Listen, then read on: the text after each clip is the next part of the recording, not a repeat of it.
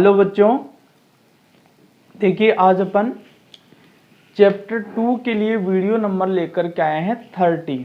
और इस वीडियो के अंदर अपन क्या करने वाले हैं, जो तंत्रिका तंत्र की कार्यकी है, फिजियोलॉजी ऑफ नर्व सिस्टम है, उसके बारे में पढ़ने वाले हैं। इसका मतलब यह है कि हम ये पढ़ना चाहते हैं अब कि हमारा जो तंत्रिका तंत्र है वो उद्दीपनों के प्रति अनुक्रिया किस तरीके से करता है। तो इसके लिए एक बात आप जान लो कि हमारे शरीर के अंदर जो तंत्रिका कोशिकाएं होती है वो आपस में जुड़ती है। जैसे एक तंत्रिका कोशिका मैंने ये दिखा रखी है और उससे जुड़ते हुए दूसरी तंत्रिका कोशिका नीचे की तरफ दिखा रखी है।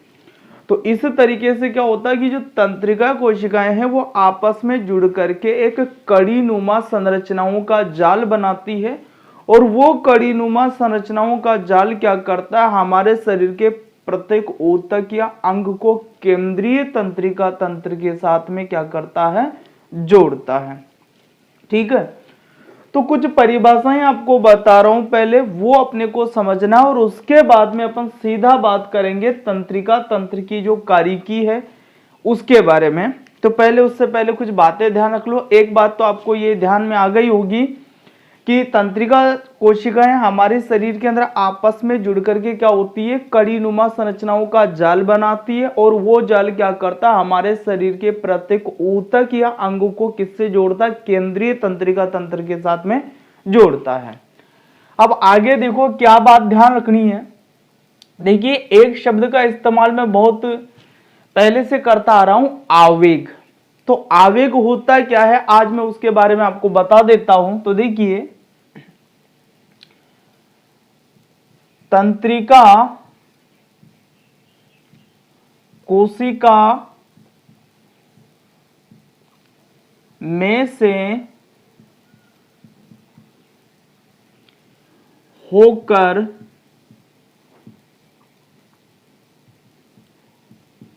जाने वाली सूचनाओं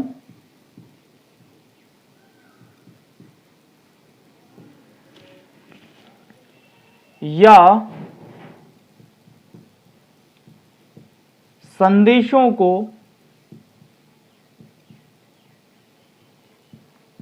आवेग कहते हैं।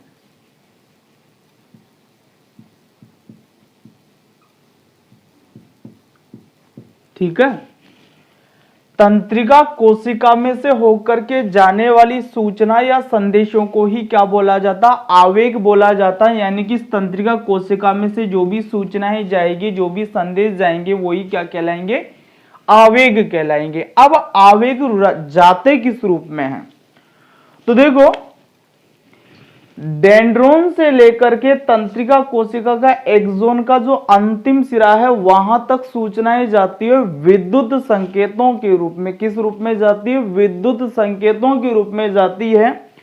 लेकिन हमने एक बात पढ़ रखी है इससे पहले कि ये तंत्रिका कोशिका का एक्सोन का अंतिम भाग है, और ये जो अंतिम भाग है इसे अपन क्या बोलते हैं, ये जो फूला हुआ भाग है इसे क्या बोला जाता है,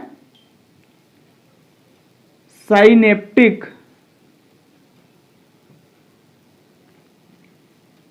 नोब बोला जाता है। इसको साइनेप्टिक बटन या साइनेप्टिक नोब बोला जाता है, और ये दूसरी तंत्रिका कोशिका का डेंड्रोन है। तो ये साइनेप्टिक नोब जो है वो दूसरी तंत्रिका कोशिका के डेंड्रोन से एक क्रियात्मक संबंध बनाता है, और इसी क्रियात्मक संबंध को अपन ने नाम दिया था साइनेप्स। क्या नाम दिया था, साइनेप्स। तो तंत्रिका कोशिका के डेंड्रोन से लेकर के एक्सोन का जो अंतिम सिरा है साइनेप्टिक नोब, यहां तक क्या होता है कि जो आवेग होता है वो विद्युत संकेतों के रूप में चलता है।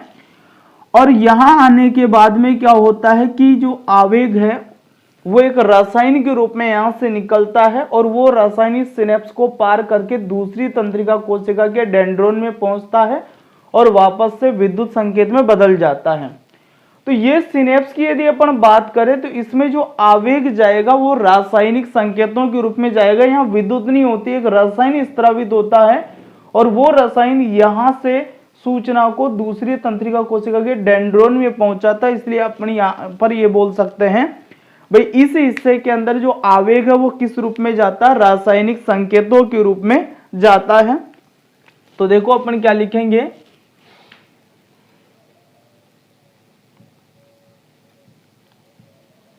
तंत्रिका कोशिका में आवेग रासायनिक संकेतों के रूप में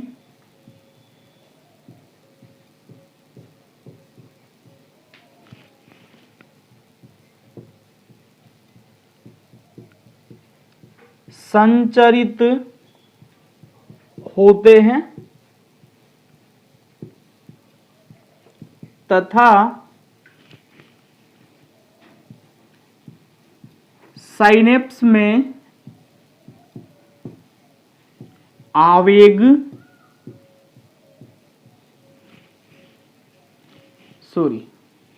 यहां पर क्या लिखना चाहिए था, विद्युत।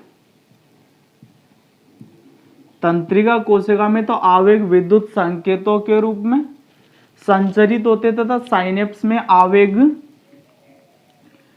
रासायनिक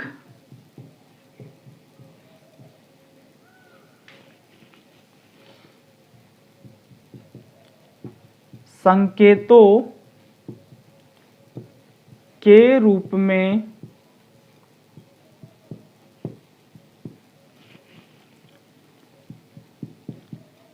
संचरित होते हैं।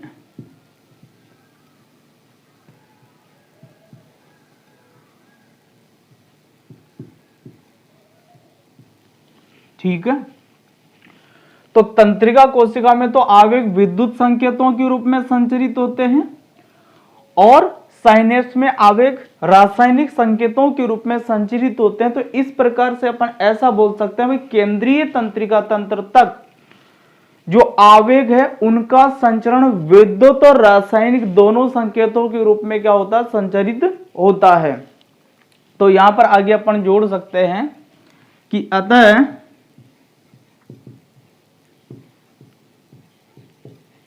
केंद्रीय तंत्रिका तंत्र तक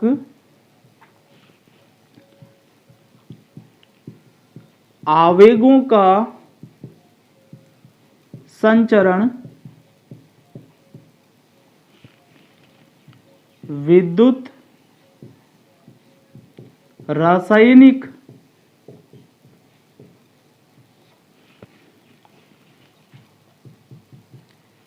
संकेतों के रूप में होता है। विद्युत रासायनिक संकेतों के रूप में होता है। तो आपको क्या करना है कि ये दो बातें जो है ये उतार करके याद करनी है। देखो पहली बात बताई मैंने कि तंत्रिका कोशिका में से होकर जाने वाली सूचना या संदेशों को ही क्या बोला जाता, आवेग बोला जाता है। दूसरी बात क्या बताई आपको कि तंत्रिका कोशिका में आवेग विद्युत संकेतों के रूप में संचरित होते हैं तथा साइनेप्स में आवेग रासायनिक संकेतों के रूप में संचरित होते हैं। तो केंद्रीय तंत्रिका तंत्र तक जो आवेग जाएंगे वो विद्युत और रासायनिक दोनों ही संकेतों के रूप में जाएंगे। तो अपन ने लिख दिया अतः केंद्रीय तंत्रिका तंत्र तक आवेगों का संचरण विद्युत रासायनिक संकेतों के रूप में होता है। तो पहले इनको बातों को नोट कर लो, उसके बाद में अपन सीधा इसकी कारिकी पढ़ेंगे। तो वीडियो को पॉज करके नोट कर लो इन बातों को।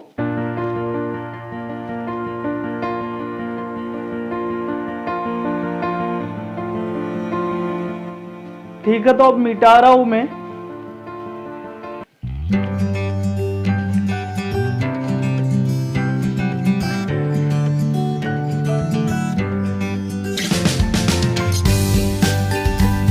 हाँ, अब समझो बात को। देखो हमारे शरीर के अंदर 5 संवेदी अंग है। आंख, नाक, कान, त्वचा, जीभ। वातावरण में कोई भी परिवर्तन होता है या वातावरण से कोई भी उद्दीपन मिलता है तो ये पांचों संवेदी अंगों में से कोई एक अंग या दो अंग ही उस 2 अंग या 3 अंग या 4 अंग उस उद्दीपन को क्या कर लेते हैं, ग्रहण कर लेते हैं। जैसे मैं आपको बताऊं, बाहर से कोई भी परिवर्तन हो रहा है तो आप उसको आंखों से देख पाते हो। आंख वास्तव में क्या है कि प्रकाश के प्रति संवेदनशील होता है। प्रकाश की जो मात्रा है, प्रकाश का जो रंग है, उसको ये आंखें क्या करती, ग्रहण करती है। जीभ है जिससे आप स्वाद का ज्ञान कर पाते हो। त्वचा जिससे आप स्पर्श का, तापमान का, इनका अनुभव कर पाते हो। नाक है जिससे आप गंध महसूस कर पाते हो। तो ये 5 संवेदी अंग हमारे शरीर के अंदर, तो कोई भी उद्दीपन हमारे शरीर के अंदर एंटर होगा तो किसकी सहायता से एंटर होगा, वो संवेदी अंगों की सहायता से एंटर होगा। तो यहां पर मैं ले लेता हूं संवेदी अंग, और संवेदी अंग हमारे शरीर के अंदर 5 है जिन्हें अपन ज्ञानेंद्रियां भी बोलते हैं। तो वो कौन कौन से हैं, आंख, नाक, कान, कान से आप ध्वनि की संवेदना लेते हैं, त्वचा और जीभ। ये 5 संवेदी अंग हमारे शरीर के अंदर क्या है, प्रेजेंट है।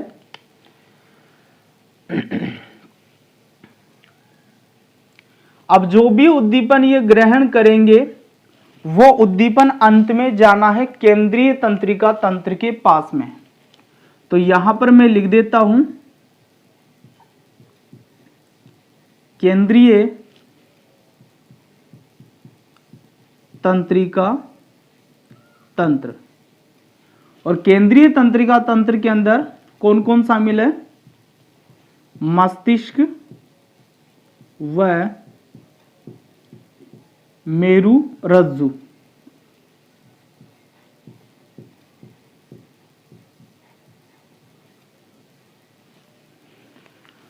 तो ये आ गया आपका मस्तिष्क और मेरु रज्जु। इसमें जो भी उद्दीपन पहुंचेगा उस उद्दीपन को ये ग्रहण करने के बाद में निर्णय लेंगे या उसका प्रेक्षण करेंगे, और प्रेक्षण करने के बाद में प्रतिक्रियात्मक संदेश ये भेजते हैं। और प्रतिक्रियात्मक संदेश किसको मिलता है,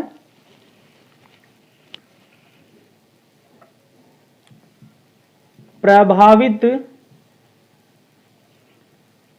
अंग की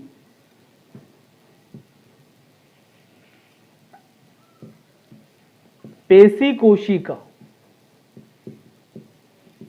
प्रभावित अंग की जो पेशी कोशिका है उसको वो प्रतिक्रियात्मक संदेश मिलता है, या फिर शरीर की कोई ग्रंथि है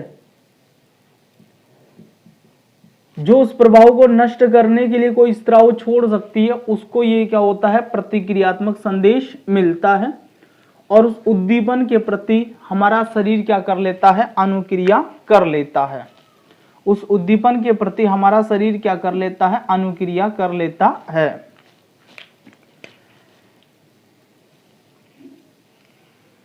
तो एक परिभाषा मैंने आपको शुरुआत में बताई थी, यदि आपको याद हो तो मैंने आपको ऐसा कहा था कि ऐसी तंत्रिका कोशिकाएं जो आवेगों को या सूचनाओं को संवेदी अंग से केंद्रीय तंत्रिका तंत्र तक पहुंचाती है, उन्हें क्या बोला जाता है। तो ऐसी तंत्रिका कोशिकाओं को याद हो तो हमने नाम दिया था सेंसरी नर्व या संवेदी तंत्रिका।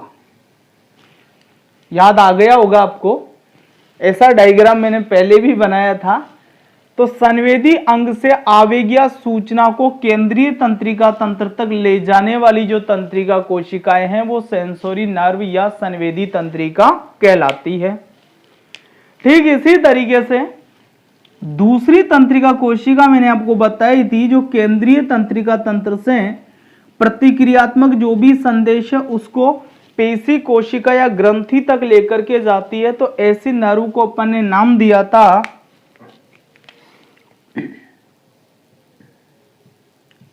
मोटर नर्व या फिर प्रेरक तंत्रिका। ठीक है, तो अब क्या होता है पूरी क्रिया को अपन समझेंगे। तो देखिए, वातावरण में होने वाले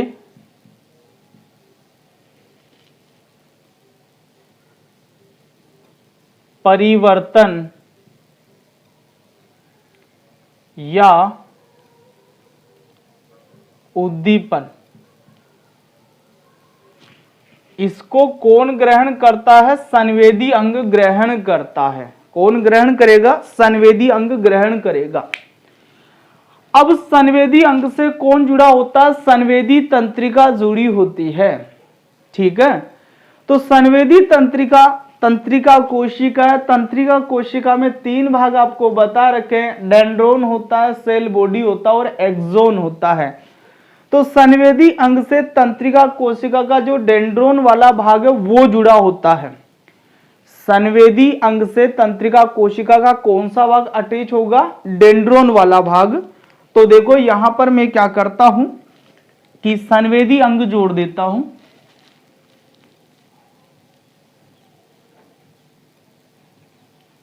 संवेदी अंग, तो ये डेंड्रोन वाला हिस्सा किससे जुड़ा हुआ रहता है? जो संवेदी अंग वाला हिस्सा है उससे ये क्या होते हैं? जुड़े हुए रहते हैं। संवेदी अंग हमारे शरीर के अंदर 5 हैं, आंख, नाक, कान, त्वचा और जीभ।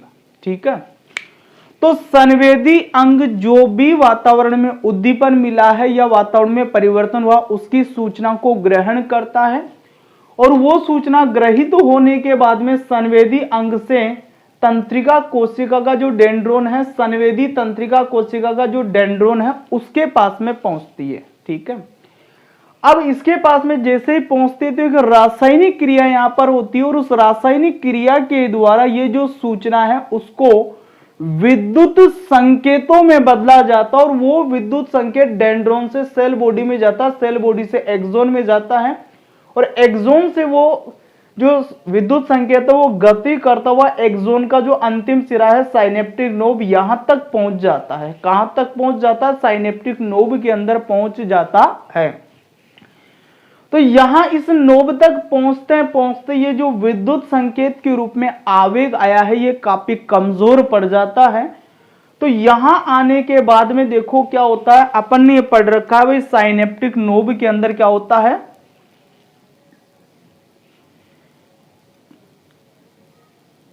साइनेप्टिक पुटिकाएं पाई जाती है। क्या पाई जाती है? साइनेप्टिक पुटिकाएं पाई जाती है और ये साइनेप्टिक पुटिकाएं क्या करती है? एक रसायन का स्त्रावण करती है। उस रसायन को हमने नाम दिया था न्यूरो ट्रांसमीटर। उस रसायन को हमने क्या नाम दिया था? Neuro transmitter. जैसे उदाहरण के लिए अपन ले सकते हैं एसिटाइकोलिन। एक उदाहरण दे रहा हूं न्यूरो ट्रांसमीटर का, एसिटाइकोलिन। ठीक है, कि न्यूरो ट्रांसमीटर जो होते हैं हमारे शरीर के अंदर वो कई प्रकार के होते हैं, तो सबके अलग अलग नाम दिए हुए हैं। तो यहां पर एक सामान्यतः जो काम में आने वाला न्यूरो ट्रांसमीटर है एसिटाइकोलिन, उसका नाम मैंने आपको बताया है। तो साइनेप्टिक नोब के अंदर साइनेप्टिक पुटिकाएं होती है और इन पुटिकाओं के अंदर न्यूरो ट्रांसमीटर पाए जाते हैं। तो जैसे वो आवेग यहां पर पहुंचता है तो वो जो साइनेप्टिक पुटिकाएं हैं वो फट जाती है और उनके अंदर जो न्यूरो ट्रांसमीटर है वो बाहर निकलता है, साइनेप्टिक नोब से बाहर निकलता है और वो सिनेप्स से होते हुए दूसरी तंत्रिका कोशिका का जो डेंड्रोन है उसमें पहुंचता है और उसमें पहुंचने के बाद में वो विद्युत आवेग उत्पन्न कर देता है। तो ये जो साइनेप्स है, जहां पर दो तंत्रिका कोशिकाएं आपस में मिल रही है, एक तंत्रिका कोशिका का तो एक्सोन का साइनेप्टिक नोब और दूसरी तंत्रिका कोशिका का डेंड्रोन वाला हिस्सा, यहां पर दोनों तंत्रिका कोशिकाएं आपस में मिल रही है, ये स्थान साइनेप्स कहलाता है, या एक क्रियात्मक संबंध यहां पर बना रही है, ये स्थान साइनेप्स कहलाता है। तो इस साइनेप्स के अंदर क्या होता है, एक रासायनिक पदार्थ आता है और वो रासायनिक पदार्थ यहां से संचरित होते हुए दूसरी तंत्रिका कोशिका के डेंड्रोन में पहुंच करके क्या कर देता है, वापस विद्युत संकेत या विद्युत आवेग उत्पन्न कर देता है। फिर वापस ये विद्युत संकेत डेंड्रोन में जाते हैं, डेंड्रोन से सेल बॉडी में जाते हैं, सेल बॉडी से एक्सोन में जाते हैं और एक्सोन से होता हुआ फिर वही क्रिया दोहराई जाती है कि वो इस तंत्रिका कोशिका का जो अंतिम सिरा है साइनेप्टिक नोब उसमें पहुंचेगा। वहां तक पहुंचते पहुंचते विद्युत आवेग धीमे पड़ जाएंगे, धीमे पड़ जाने के बाद में क्या होगा, साइनेप्टिक पुटिकाएं फटेगी और वहां से फिर रसायन स्त्रावित होगा। जो तीसरी तंत्रिका कोशिका उसके डेंड्रोन के अंदर वो रसायन पहुंच करके वापस क्या कर देगा, विद्युत संकेत उत्पन्न कर देगा। तो यहां पर मैं ये आपको ही बताना चाहता हूं कि संवेदी तंत्रिका कोशिका जो है वो ऐसा नहीं है भाई एक ही हो, जो एक तंत्रिका कोशिका हो जो संवेदी अंग से सीधे ही केंद्रीय तंत्रिका तंत्र के पास में जाकर के सूचनाएं क्या कर दे, ऐसा नहीं होता है। वास्तव में क्या होता है कि संवेदी तंत्रिका कोशिकाएं यहां पर 2, 3 या 4 या 5 आपस में जुड़ी हुई रहती है, एक कड़ीनुमा संरचना बनाती। जैसे मैंने यहां पर 2 तंत्रिका कोशिकाएं आपको जुड़ते हुए दिखाया है, तो ठीक इसी तरीके से क्या होता है कि बहुत सारी तंत्रिका कोशिकाएं आपस में जुड़ती जाती है और जुड़ करके वो कहां तक पहुंचती है, केंद्रीय तंत्रिका तंत्र के पास में पहुंचती है। तो यहां तो मैंने संवेदी तंत्रिका कोशिका एक ही दिखाई है, लेकिन वास्तव में क्या है कि यहां से यहां तक सूचना पहुंचाने में जितनी भी तंत्रिका कोशिकाएं आपस में जुड़ करके भाग ले रही है वो सारी तंत्रिका कोशिकाएं क्या है, संवेदी तंत्रिका कोशिकाएं हैं। ठीक है, तो हमने क्या देखा कि वातावरण से जो भी उद्दीपन ग्रहण किए जाते हैं वो किसके द्वारा ग्रहण किए जाते हैं, संवेदी अंगों द्वारा ग्रहण किए जाते हैं। ये ग्रहित किए गए जो आवेग होते हैं वो किसके पास में पहुंचाए जाते हैं, जो संवेदी तंत्रिका कोशिका है उसके डेंड्रोन के पास में क्या किया जाता, पहुंचाया जाता है। अब डेंड्रोन में जैसे ये सूचना पहुंचती है तो एक रासायनिक क्रिया के द्वारा ये संकेत विद्युत संकेतों में बदले जाते हैं और विद्युत संकेत जो बने हैं वो डेंड्रोन से सेल बॉडी में जाते हैं, सेल बॉडी से एक्सोन में जाते हैं और एक्सोन से होते हुए ये इसका जो अंतिम सिरा है साइनेप्टिक नोब यहां तक पहुंच जाते हैं और यहां तक पहुंचते पहुंचते ये आवेग क्या हो जाते हैं, बहुत धीमे पड़ जाते हैं, मंद पड़ जाते हैं। तो यहां पर क्या होता है, बाद में साइनेप्टिक नोब के अंदर जो साइनेप्टिक पुटिकाएं हैं उनके अंदर न्यूरोट्रांसमीटर होते हैं, तो ये साइनेप्टिक पुटिकाएं फट जाती है और न्यूरोट्रांसमीटर साइनेप्स से गति करते हुए किसके पास में पहुंचते हैं, दूसरी तंत्रिका कोशिका का जो डेंड्रोन है उसमें पहुंचते हैं और उसमें पहुंचने के बाद में ये वहां पर वापस से विद्युत आवेग उत्पन्न करते हैं और ये विद्युत आवेग डेंड्रोन से सेल बॉडी में, सेल बॉडी से एक्सोन में और सेल एक्सोन से वापस फिर इस तंत्रिका कोशिका का जो साइनेप्टिक नोब है उसमें पहुंचते हैं और वहां पर फिर वापस न्यूरोट्रांसमीटर क्या होता है, छोड़ा जाता है, जो तीसरी तंत्रिका कोशिका है उसके डेंड्रोन में जाकर के क्या करता है, विद्युत संकेत उत्पन्न करता है। तो जितनी भी तंत्रिका कोशिकाएं आपस में जुड़ी हुई है 3, 4, 5 उनमें बार बार यही क्रिया दोहराई जाती है और इस तरीके से अंत में यह सूचना किसके पास में पहुंचती है, केंद्रीय तंत्रिका तंत्र या केंद्रीय तंत्रिका तंत्र जो होता है उसके पास में यह सूचना पहुंचती है। ठीक है, अब यहां पर क्या होगा, जो केंद्रीय तंत्रिका तंत्र के अंदर जो भी सूचना पहुंची है तो यहां पर क्या देखो क्या क्रिया अपनाई जाती है, क्या करेगा केंद्रीय तंत्रिका तंत्र,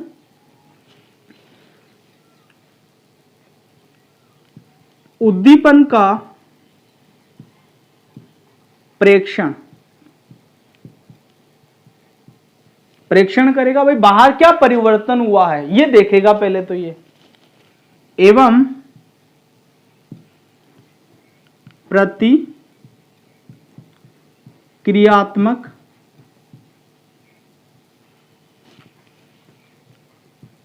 संदेश, प्रतिक्रियात्मक संदेश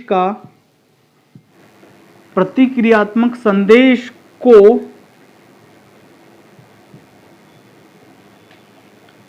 भेजना।